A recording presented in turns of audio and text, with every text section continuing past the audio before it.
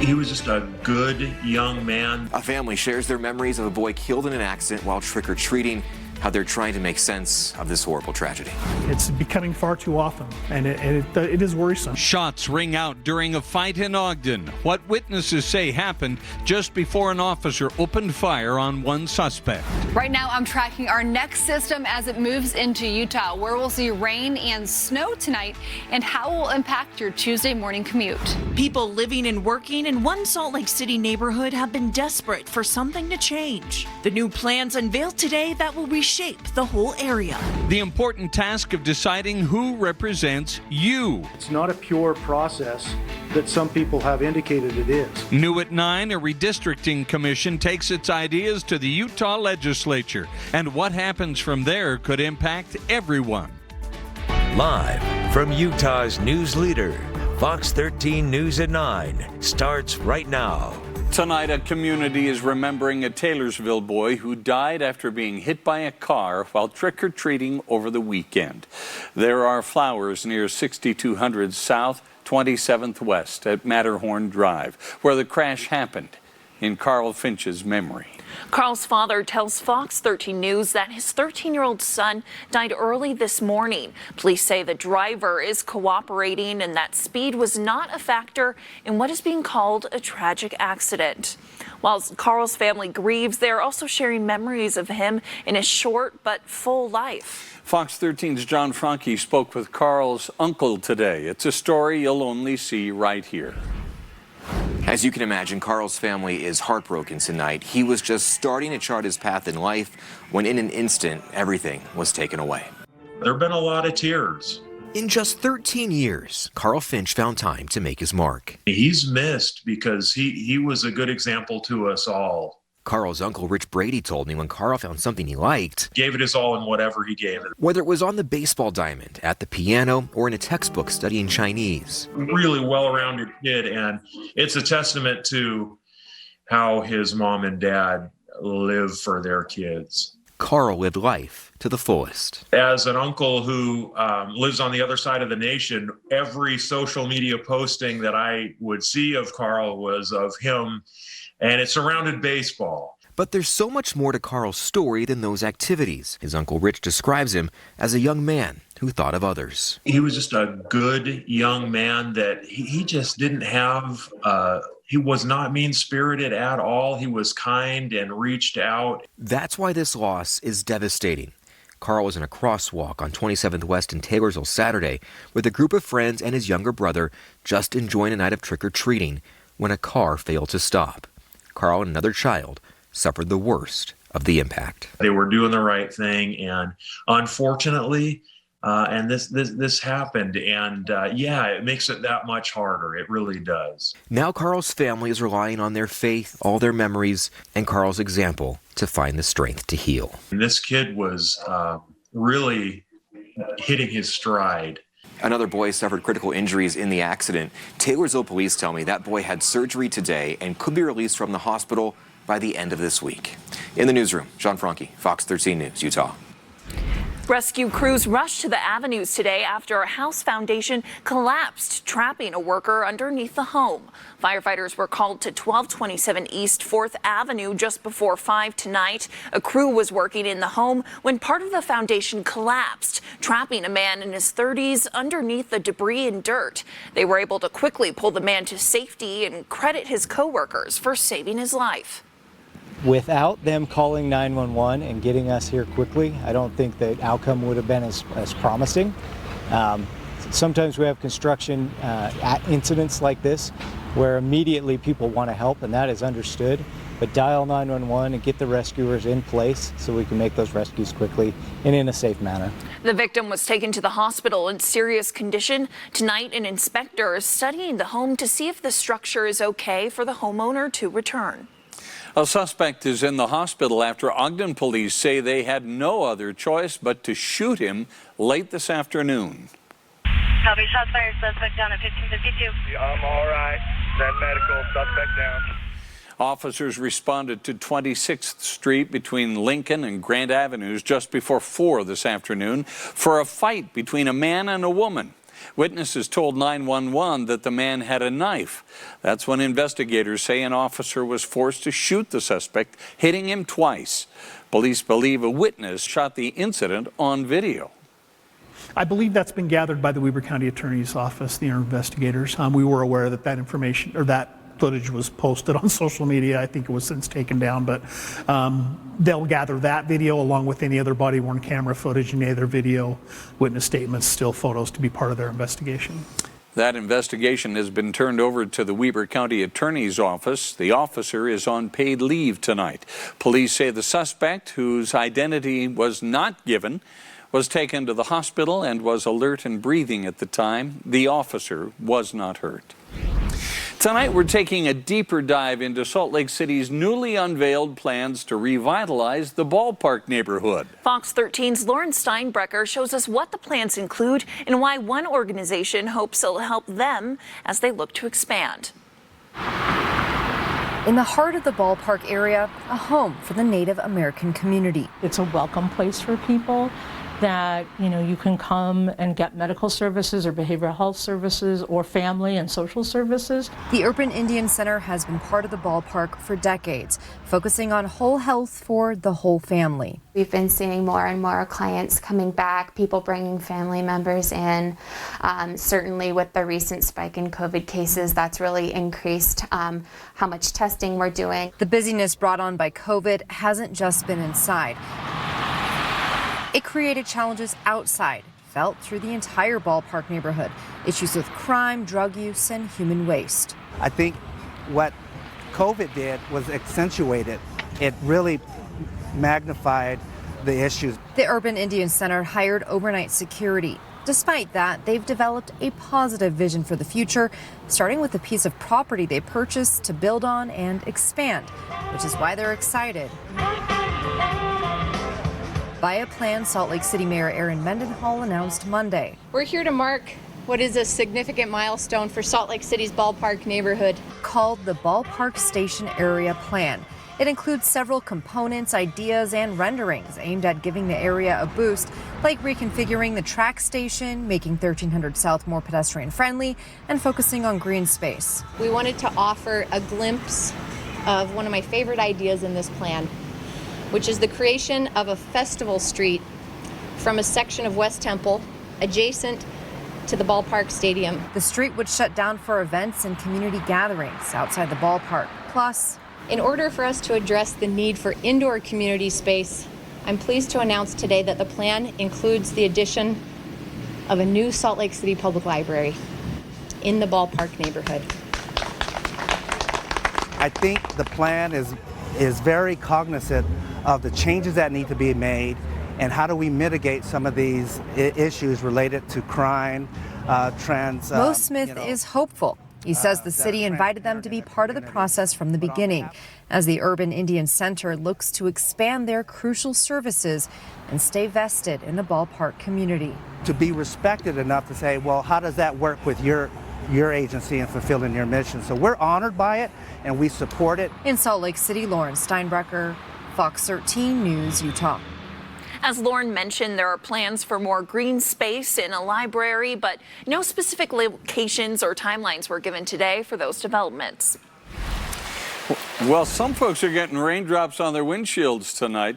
And maybe on some of their lawns as well. Yes, and if you're at one of our higher elevation locations here across northern Utah, you're going to see some snow as a possibility this evening. So potentially some slick driving conditions for that morning commute tomorrow. But right now, downtown Salt Lake City, a live look from Murray towards downtown. It's 53 degrees here in Salt Lake, 55 in Ogden, 54 in Provo. If you are joining us from most of the state right now, with temperatures, it'll be in the 40s and 50s for those overnight hours. So regardless of where you are, we have that chance for rain and snow across mostly northern Utah, but we are seeing a little bit of precipitation moving into southwestern Utah.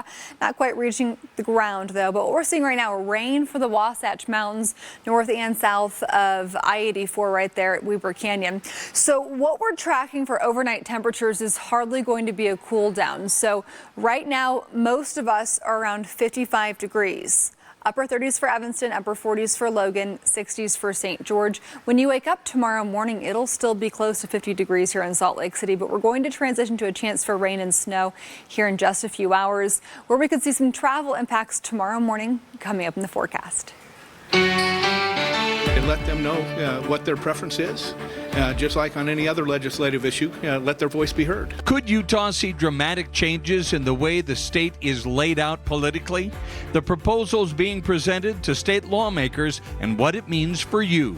I've been a franchisee for 20 years and I've never seen anything like this. It's putting a strain on employers, employees, and customers. How the ongoing labor shortage is impacting local businesses. Election day is tomorrow and hundreds of thousands of Utahns will be casting ballots, but will they be safe? We take a look.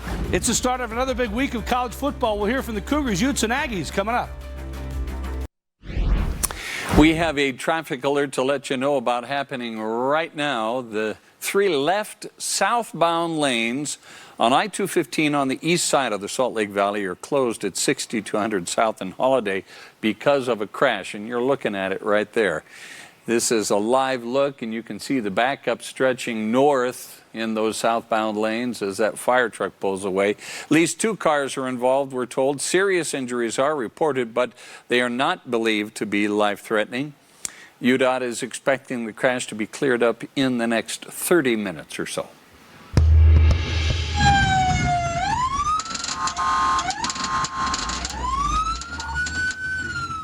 A quick-thinking Utah Highway Patrol trooper likely saved lives when he helped stop a wrong-way driver on I-15. This is video from Friday night. Investigators say just after midnight, a call came in for a wrong-way driver on the highway near Scipio. A trooper in the area spotted the driver and turned on his lights to alert him. He then turned around and found the driver had pulled over due to his lights. The driver was taken into custody for driving under the influence. It was a busy holiday weekend for the Utah Highway Patrol, working multiple deadly crashes. UHP ramped up patrols and even conducted a DUI blitz on Saturday. But on Friday, 4 people were killed in 3 separate crashes. They tell Fox 13 News they usually see those numbers during the busy summer months. And now they are even more concerned with daylight saving time next weekend. It is something that's going to change for people. It's going to change driving a little bit because it is going to get darker earlier now. Studies have shown fatal car crashes in the U.S. spike by 6% during the work week following the switch to daylight saving time.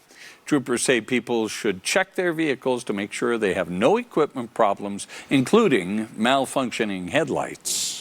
Davis County is adding a conviction integrity unit to its county prosecutor's office. The 9-person unit is designed to protect the rights of those convicted of crimes. Davis County Attorney Troy Rawlings explained that while a prosecutor has the duty to protect innocent people during a trial, the new unit will review and investigate people post-conviction that proclaim their innocence. I have confidence in our prosecutors, but I want this other extra level and layer of review to have confidence in the outcomes of cases to the maximum degree possible, and that's why we're here today, and that's what these folks are going to do for us. They're going to ensure that justice happens in Davis County on the cases that they get involved to review. The CIU is comprised of a conviction unit chief and a conviction review panel. New at 9, police in Logan need your help to catch a suspect who stole a pride flag from someone's home. Take a look at this picture captured by the victim's Ring doorbell camera video. The suspect was wearing a cowboy hat, a lighter colored jacket, and jeans when he was seen stealing the pride flag Saturday night. If you know who this man is, you're asked to contact Officer Montoya with the Logan City Police Department. Tomorrow, a popular historic downtown Salt Lake City bar will open its doors after a 3-alarm fire last week. The owners of Lake Effect posted on Instagram today that the bar at 155 West 2nd South will reopen at 5 tomorrow evening. Their kitchen will still be closed as they continue to clean up the damage from the fire inside last Thursday. Lake Effect hopes to offer its full dinner menu soon. So I will say I had my AC on this weekend, but tonight the heat is back on and I'm back to cuddling up and staying warm. Yeah, yes. We're right in that, in between point where you have the AC on during the day and the heat on I know it's difficult, or it's like you've got a space heater, but you have to remember to turn that off. Like we're all over the place right now. I think tomorrow will be more of a heater day, or a cuddling day, as I guess we could go ahead and call it. Today, our temperatures made it into the low 60s here in Salt Lake City. 63 was our high. It was quite cloudy, but an enjoyable Monday, a mild start to the week. Our temperatures today were above average by about 5 degrees. So Salt Lake City, our almanac for today, we had 46 as our low this morning. Tomorrow morning will be pretty similar for that start first thing in the morning. Now, what I want to point out is a couple of things here. Lows typically this time of year for our morning temperatures are in the upper 30s. We are getting spoiled in our 7-day forecast. Sunrise is at about 8 o'clock in the morning, sunset at 6:24. Keep in mind, daylight saving time ends this upcoming weekend, so we're going to be falling back. So those times will be changing next week. This is our last full week with those hours for sunrise and sunset. But satellite and radar, we've got a storm moving in, so I want you to watch this closely as we are starting to see rain right now, mostly east of I-15, Cache Valley, east of I-84, so Tremont, Logan, Paradise. That's where we're seeing some moderate rainfall. Across the Salt Lake Valley, could see a few sprinkles here or there right now, but we've got a better chance for that rain to develop once we get past midnight tonight. So what it feels like currently, what you need to dress for if you have to run out and run any errands right now, pick the kids up from practice. 53 currently here in Salt Lake City, 54 in Provo, and 64 for St. George. Now, our wind is fairly light here across the state. Really happy to see this. We've got calm wind, so that's not a concern for those actual temperatures for what it feels like. And then when you wake up tomorrow morning, another day in the upper 40s. Now, what's interesting about this is you'll notice hardly a difference between 6 a.m. and 11 a.m. So we're hardly going to warm up at all tomorrow. We're going to have that chance for rain. Snow levels will be starting at about 9,500 feet. They'll drop to about 8,500 feet, and then they could even dip down to about 6,500 feet tonight briefly. So we'll be keeping our eye on some high elevation snow by tomorrow afternoon. See what I'm telling you right here, 4 p.m. We're still only about 55 degrees here in Salt Lake City, so we'll only warm up like 5 degrees tomorrow. So what you dress for tomorrow morning is what you'll get mostly for the rest of the day. Temperatures in St. George by tomorrow afternoon will make it into the 70s. But let's go ahead and talk about this chance for the rain and snow this evening. So once we get past midnight, 2:30, this is when we're going to see more widespread precipitation developing, especially near I-80 up into Idaho. And then we're going to see this tapering off late morning tomorrow. Chance for a few showers through the afternoon, but overall, quick moving, weak system. We're tracking mostly 1 to 4 inches of snow for the mountains and about a 1/4 inch of rain for the valleys. So our chance of precipitation for tomorrow, widespread to likely. That's our best chance over the next week. Some unsettled weather, weak system possible Thursday and by next Monday, and then potentially a big cool down middle of next week. But for St. George, you're close to 75 degrees for the next 7 days. And for the Wasatch Front, mid-50s tomorrow. Upper 50s for Wednesday, 60s return for Thursday, and then 60s for this upcoming weekend with daylight saving time ending on Sunday. We'll talk more about that cool down middle of next week and how much precipitation we can expect this evening coming up later in the hour. Thanks, Allison.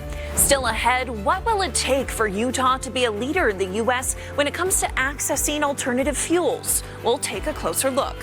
And when you can't watch Fox 13 News live, watch us streaming online for free on Roku, Fire TV, and Apple TV. Just search Fox 13 on your device. The Utah Division of Multicultural Affairs and the Utah Department of Health held a special tribute at the state capitol today. It was in honor of Dia de los Muertos, which is a celebration of life in many Latin American countries for those who've passed away. People were invited to remember the 3,000 Utahns who've died due to COVID-19 at a special display. 23% of those deaths were ethnic minorities. Really wanted to, build that inclusivity into the celebrations and honor the communities that have been very impacted by this pandemic, who are our Latino community, our Pacific Islander community, our Native American and Black community. So really try to make sure we host a space where we can heal, remember, and look forward together. Dia de los Muertos continues tomorrow. November is Alternative Fuels Awareness Month in Utah, and environmental groups are looking to put the Beehive State on the map as a top place for accessing alternative fuels. Utah Clean Cities says half of all air pollution along the Wasatch Front comes from the transportation sector, and of that, 50% comes from medium and heavy-duty vehicles. The group says that's why it's so important to find ways to cut down on pollution. While this is an opportunity for not only our community, but for our leadership in Utah, to join us at the Capitol to look at the future of transportation, which is very exciting. The state is working on electric vehicle adoption and infrastructure, as well as hydrogen and natural gas options when it comes to transportation. To help cut down on pollution, people can take public transit, combine errands into one trip, shop local, and bike to work. Coming up after the break. Who represents you in Congress, in the legislature, and on the school board? The pitch to redraw Utah's political maps and the impact for every Utah. An in-depth look into the safety and security of ballots one day before elections. We still have a shortage, and it's just a mystery. Many Utah businesses are desperate for workers, where one franchisee says she's turning for help and why it won't last. It's a good time to be a fan of the BYU, Utah, and Utah State football teams. Coming up, we'll hear from all three head coaches.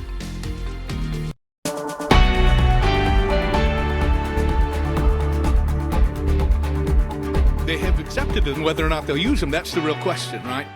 A voter-approved independent redistricting commission made its case to the Utah legislature today. The process of redistricting is coming down to the final days. These important changes will determine who represents you in Congress, the legislature, and on the state school board. Fox 13's Ben Winslow has the story from Utah's Capitol Hill. The Independent Redistricting Commission that voters approved in 2018 when it passed Proposition 4 finally presented its maps to the Utah State Legislature. Bipartisanship is possible.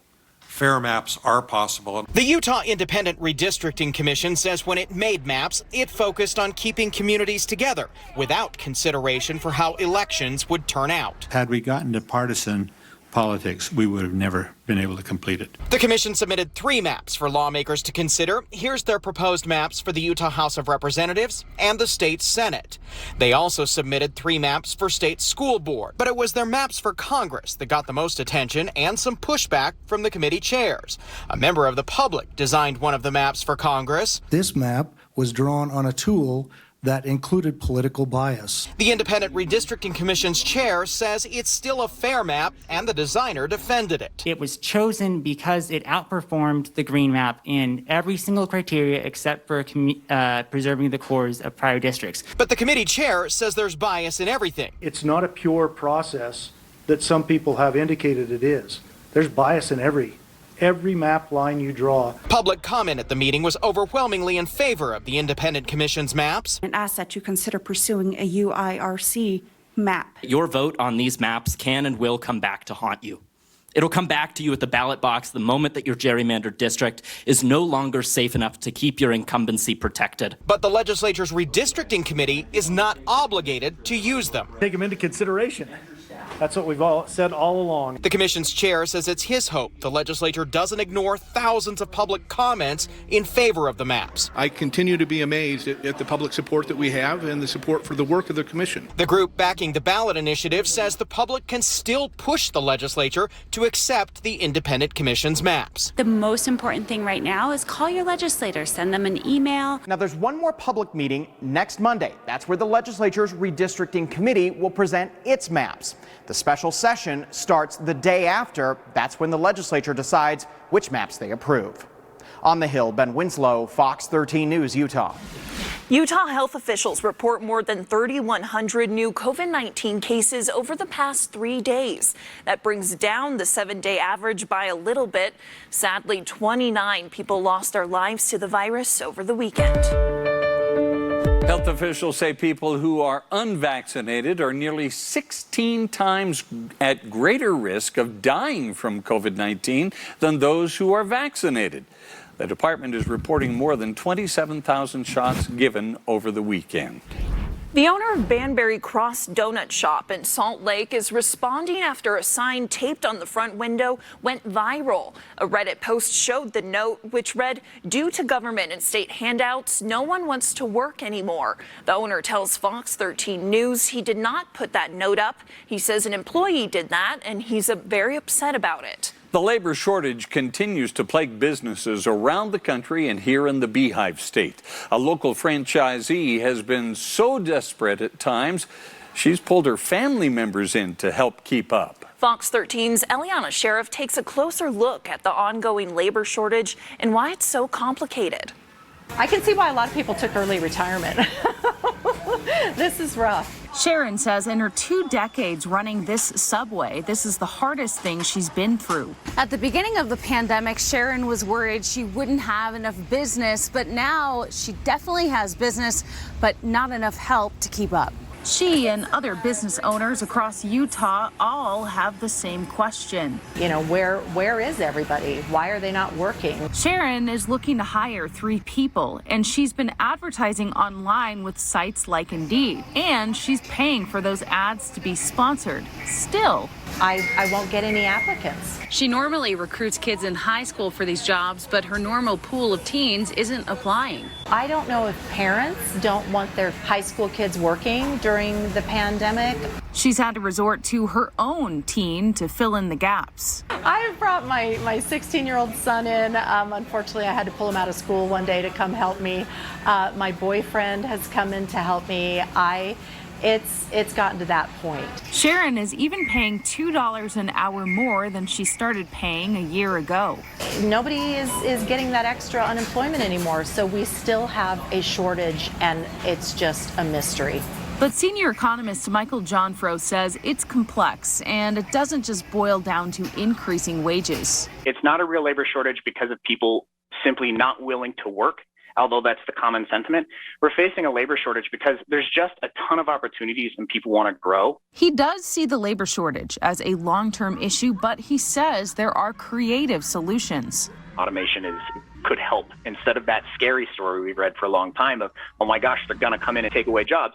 We need them. We have jobs to give away and not people to take them. He says if you're looking for a job right now, you have major leverage. A labor shortage means that for most people, they're able to get the best value for their labor. Eliana Sheriff, Fox 13 News, Utah.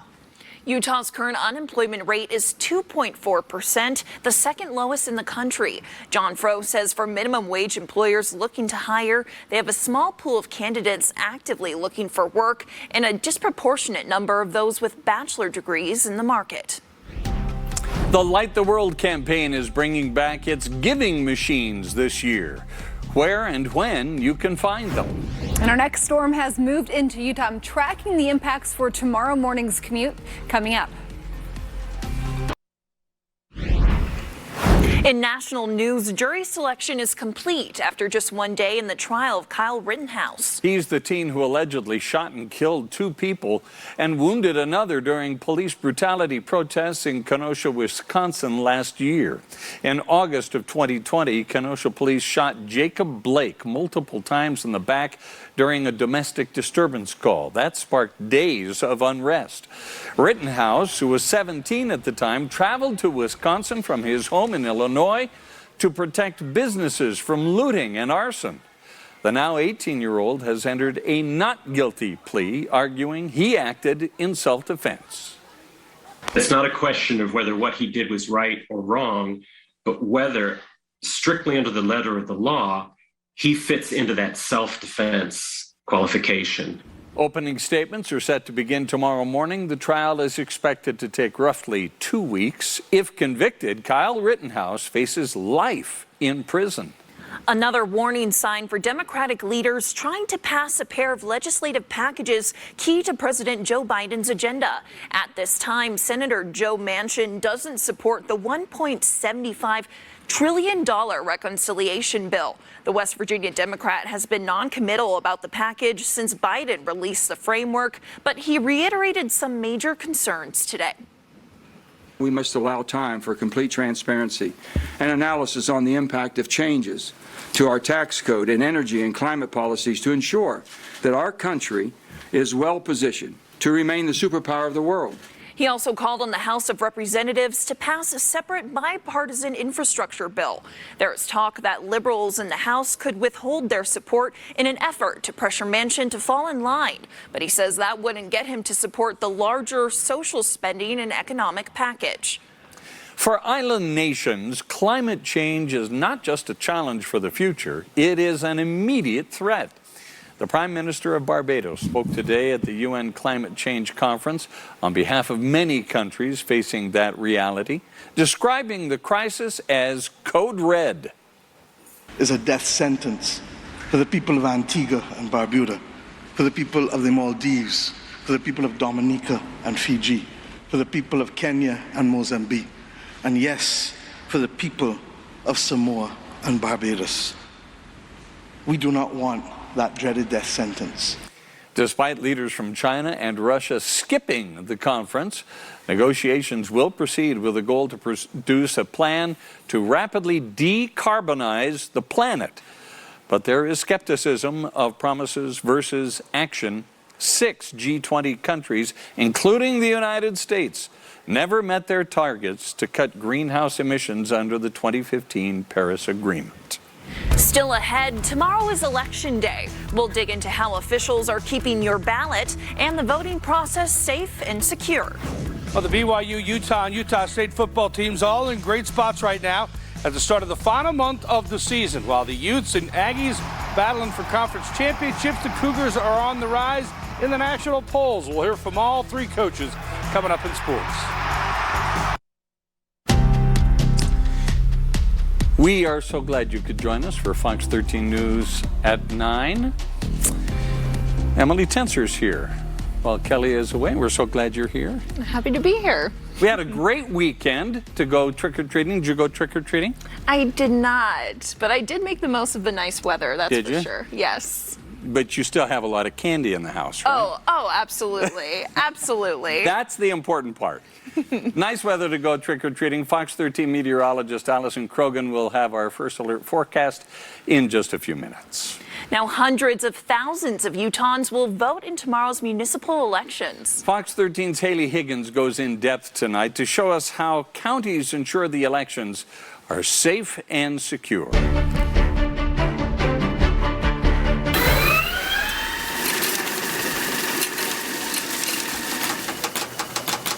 Utah County expects to process 96,000 ballots on Election Day.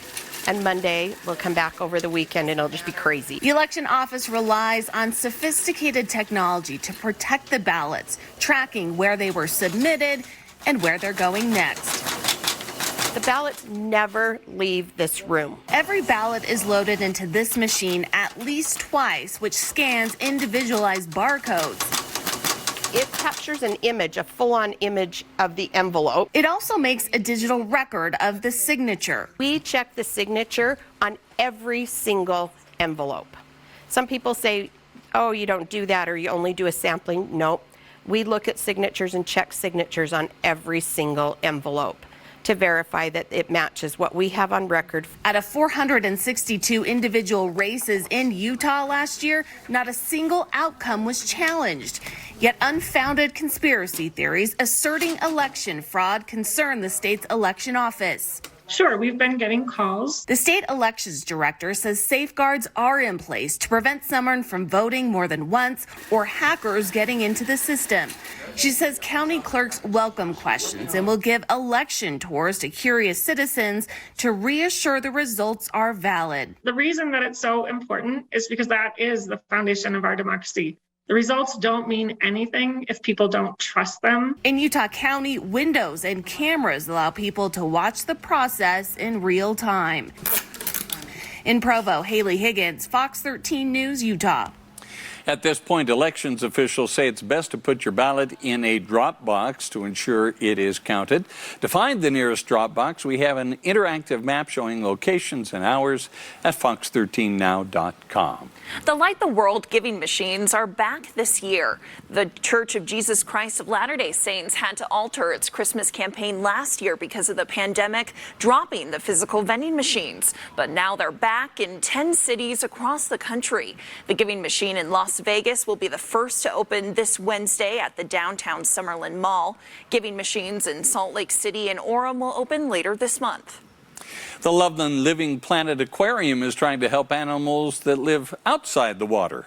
As part of the 4th annual pet project, the aquarium is teaming up with the Best Friends Animal Society of Utah to collect items for homeless animals this November. Aquarium guests are encouraged to donate items such as cat or dog food, toys, bedding, brushes, and other items for homeless pets. They can enter for a chance to win an aquarium family membership. Wouldn't that be nice? Well, the weather for trick-or-treating was mostly nice.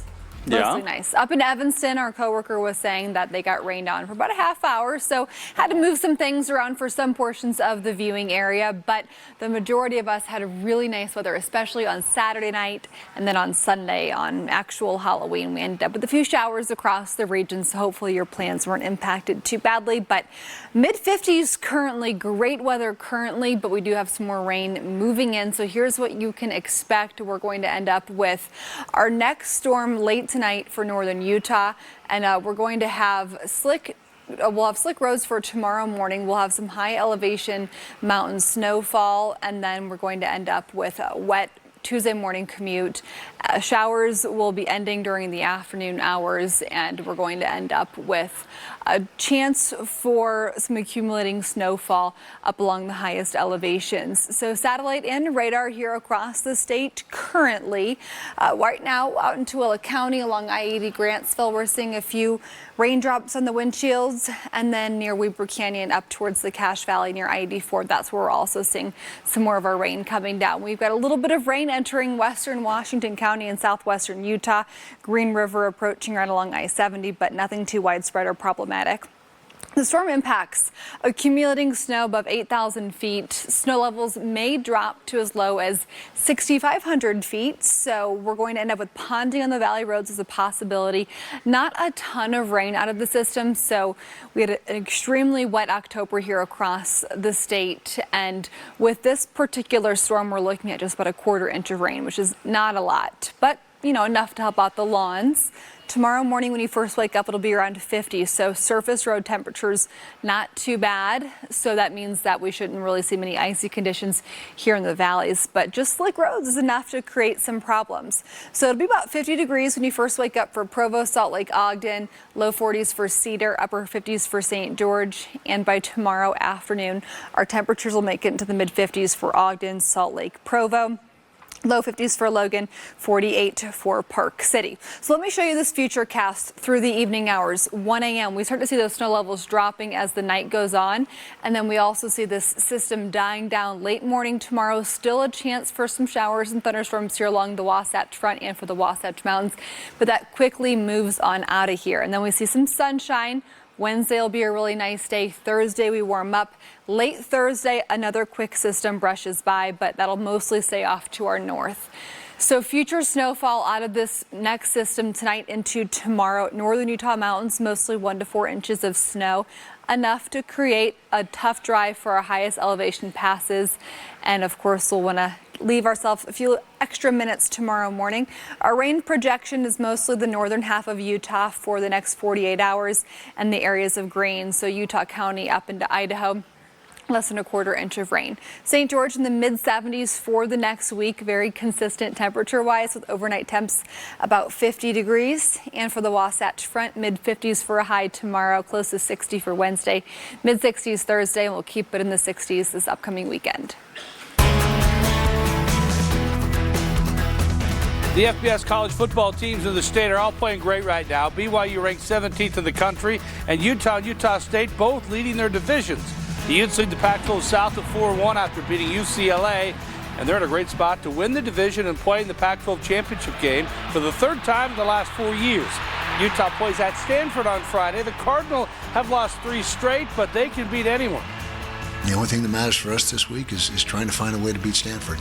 We don't care where we're sitting in the standings, and we certainly don't focus on it. That's probably a better term. We know they're a good football team. They've beaten USC, they've beaten Oregon, and so they're a team that can play really good football. And that's really the nature of the Pac-12. If you're not ready any week, I mean, look what happened last week. I mean, who saw Oregon State getting beat by Cal, and then Washington State winning? I mean, it's just this conference is such that you've got to be at your best every week, or you're going to get beat. BYU moved up 8 spots in this week's AP Top 25 to 17th after beating Virginia on Saturday. The Cougars are 7-2 with 5 wins over Power 5 teams, and they're huge favorites this Saturday at home against Idaho State. Running back Tyler Algier has been receiving high praise. He ran for 266 yards and 5 touchdowns against Virginia. But quarterback Jaron Hall also impressive, throwing for 394 and 3 touchdowns and running for another TD. You mean a running back's getting more attention than a quarterback at BYU? When did we ever think we'd see that, But Jaron's done a great job. He's humble. He doesn't need attention. I've been really, really pleased with the way that he has handled himself on the field and the decision-making that he's had. I mean, it's hard to manage that offense, and he puts us in a great spot, makes the right calls. We had to trust him with his health and deciding what was the right thing to do with his legs and being able to run, and he's feeling really, really good now. And last week was where he was close to 100%. Man, he was on point. Utah State on top of the Mountain West Conference Mountain Division at 4-1 after beating Hawaii. The Aggies play a non-conference game this Saturday, a road game at New Mexico State. We haven't talked at all about the conference race. We haven't talked at all about the standings. So it's just another game, another opportunity for us to get better. I don't know that it impacts us a whole heck of a lot. It's going to be a road trip that's not easy. They don't particularly have great crowds. You're not going to get a lot of energy in the building. They're 1-7. So I think the challenges have a lot less to do with it being a conference game and way more with just the environment we're going to be stepping into and how we handle it. Tomorrow we have big sports day. The Jazz are home against the Kings and Game 6 of the World Series. Ooh, yes. Been a pretty good series. Exciting for the Jazz. They're doing so well so They are. far. Best record in the NBA. Doing pretty good. Just 1 loss. Yeah. And Atlanta leads the series 3-2. 3-2 tomorrow in Houston. So we'll have that tomorrow night, Fox 13. Awesome. Well, thanks, Jeff. We'll be right back. Thanks for watching Fox 13 News at 9. Quickcast is up next.